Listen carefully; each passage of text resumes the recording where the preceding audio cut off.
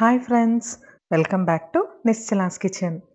ఈరోజు నిశ్చలాస్ కిచెన్లో కాకరకాయ కారం అస్సలు చేదుగా ఉండదు, చాలా టేస్టీగా ఉంటుంది. ఒక్కసారి చేసి పెట్టుకున్నారంటే వారం నుంచి 10 రోజుల పాటు అదే ఫ్రెష్నెస్తో నిలువ ఉంటుంది. మరి ఈ టేస్టీ కాకరకాయ కారం ఎలా తయారు చేసుకోవాలో చూద్దామా? నేను ఇక్కడ 1/2 కిలో కాకరకాయలతో ఈ కారం చేసుకుంటున్నాను. ముందుగా కాకరకాయలని శుభ్రంగా వాష్ చేసుకుని 2 వైపులా తొడియాలు తీసేసి ఈ పైన ఉండే పోర్షన్ ఏదైతే ఉంటుందో స్క్రీన్‌లో చూపిస్తున్న విధంగా ఇలా రిమూవ్ చేసుకోండి. ఇలా తీసేస్తే సగం చేదు తగ్గిపోతుంది. ఎక్కువ చేదు కాకరకాయలో ఆ పీల్‌కే ఉంటుంది. తర్వాత పల్చగా రౌండ్‌గా స్క్రీన్‌లో చూపిస్తున్న విధంగా కట్ చేసుకోండి.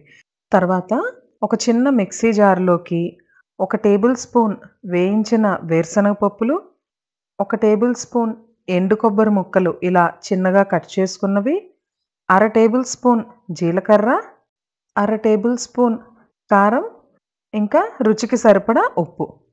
ముందు వీటన్నిటిని పౌడర్ చేసుకోవాలి. ఇలా పౌడర్ చేసుకున్న తర్వాత 10-12 వెల్లుల్లి రెబ్బలు కూడా వేసి ఒక్కసారి పల్స్ చేసుకోవాలి. తర్వాత ఇంకొక ప్యాన్ పెట్టుకుని 3-4 టేబుల్ స్పూన్ల వరకు నూనె వేడైన తర్వాత అందులో ఒక గుప్పెడు కరివేపాకు వేసి కరివేపాకు క్రిస్పీగా అయ్యేంత వరకు ఫ్రై చేసుకోవాలి. ఇలా క్రిస్పీగా ఫ్రై చేసుకున్న కరివేపాకుని వేరే ప్లేట్లోకి తీసి పక్కనుంచుకోవాలి.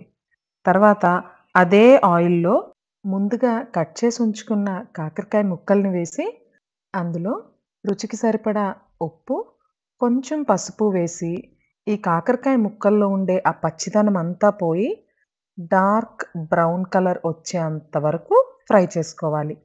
అండ్ క్రిస్పీగా ఈ ముక్కలు రావాలి అంటే స్టవ్‌ని మీడియం టు సిమ్‌లోకి అడ్జస్ట్ చేసుకుంటూ కుక్ చేసుకోవాలి. చూడండి, ఇంకా పచ్చిదనం ఉంది. ఈ పచ్చిదనం అంతా పోయి డార్క్ బ్రౌన్ కలర్ వచ్చేంత వరకు ఫ్రై చేసి అవి బాగా చల్లారాక అందులో ముందుగా ఫ్రై చేసి ఉంచుకున్న కరివేపాకు, పౌడర్ చేసి ఉంచుకున్న ఆ మసాలా దినుసులన్నిటిని వేసి చేత్తో బాగా కలుపుకోవాలి. ఇది స్పూన్‌తో కలిపారు అంటే ఈ మసాలాలన్నీ కూడా కాకరకాయ ముక్కలకి బాగా పట్టవు. సో, స్క్రీన్‌లో చూపిస్తున్న విధంగా చేతులతో ఇలా నలుపుతూ చక్కగా కలుపుకోవాలి. అంతే. వేడి వేడి అన్నంలో ఈ కాకరకాయ కారం వేసుకొని తింటే ఇంక మళ్ళీ సాంబార్, రసం, పెరుగు అంతవరకు కూడా ఎళ్ళరు. అన్నమంతా కూడా కాకరకాయ కారంతోనే తినాలనిపిస్తది. మరి మీరు కూడా ట్రై చేస్తారా? ట్రై చేయండి. ట్రై చేసి మీకెలా కుదిరిందో కామెంట్ సెక్షన్‌లో తెలియజేయండి. అండ్ మీకు నచ్చినట్లయితే మీ ఫ్రెండ్స్ అండ్ ఫ్యామిలీ మెంబర్స్‌తో కూడా షేర్ చేసుకోండి. Thanks for watching Nischala's kitchen. Bye.